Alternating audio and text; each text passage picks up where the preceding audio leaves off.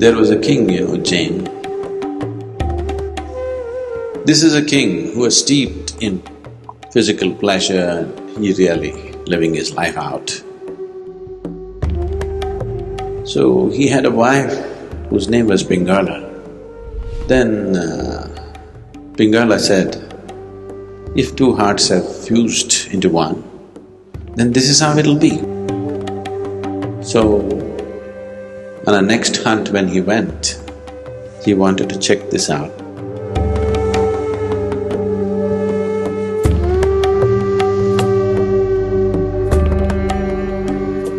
There was a king, Jain.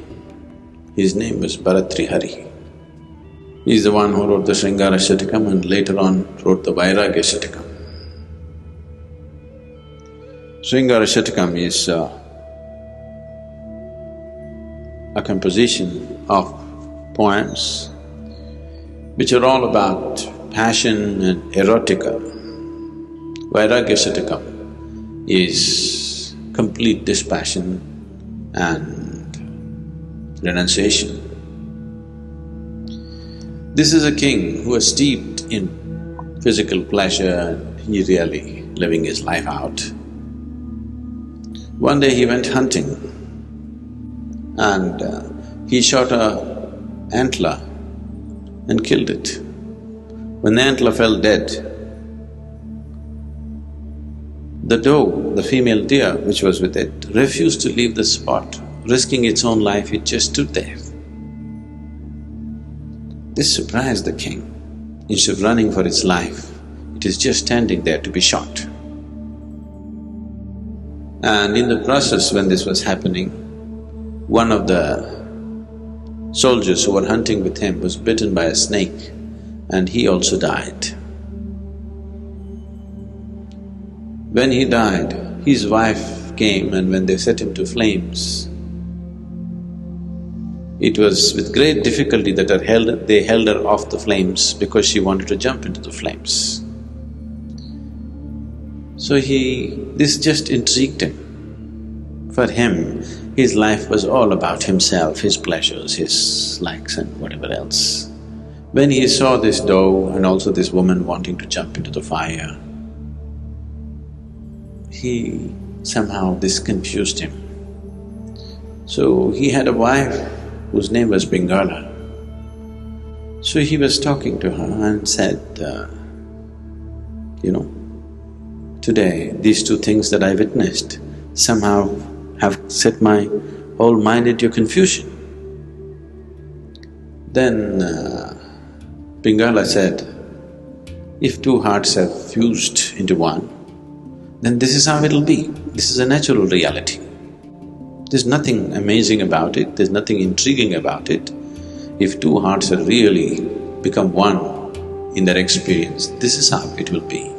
Very matter-of-factly she said this. So this further intrigued him, his wife also saying this. He has 500 women, he cannot understand this. So, on the next hunt when he went, he wanted to check this out. What he did was, he bloodied his clothes with animal blood and sent it back to the palace. And it was announced to Pingala that the king died, he was killed by a tiger. So when she got these bloodied clothes, she put it in a heap, she bowed down to it, then she did go and lie down on it and she simply breathed her last, she died. When he came to know about this, it completely disturbed him so much that him whimsically trying to test her like this and she actually gave up her life. And then he dropped his kingdom and he became a sage and that's when he produced the Vairagya Shatakam, a great work of poetry. This is the nature of the feminine. That consequence is not the important thing. That moment's passion and love is more important then what is going to happen out of it? The calculation of what's going to come out of it, if it comes, that's very masculine. Masculine is always thinking about the consequence. The feminine doesn't think about the consequence, it's about what matters now. What you think or what somebody thinks is not the nature of the feminine. What one feels is the nature of the feminine. Should it not be tempered with thought?